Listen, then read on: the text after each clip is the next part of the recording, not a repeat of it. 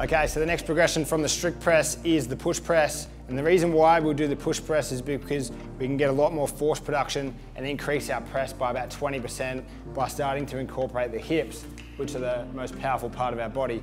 So we set up the same way that we did for a strict press, except now we bring our elbows slightly higher, so slightly higher than a strict press. The bar is still resting across the top of the shoulder muscles there, if you've got them.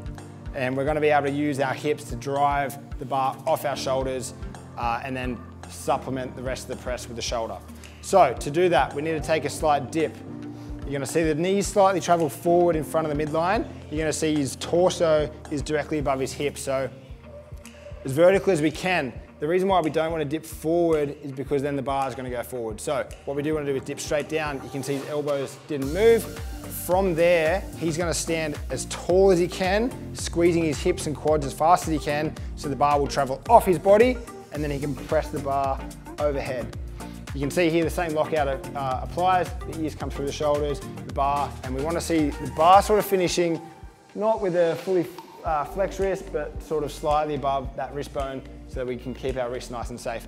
From there, same principles apply, elbows come forward, the bar comes down to the shoulder, rests on the shoulder, and then we can dip into that next rep. So let's go 1 rep, back down the body. And you can see there, if we want to start to cycle the bar, let's go super slow-mo. The bar comes down to about nose. From there, we can dip and receive that bar softly, but keeping our abs engaged so we can drive that bar overhead for the next rep.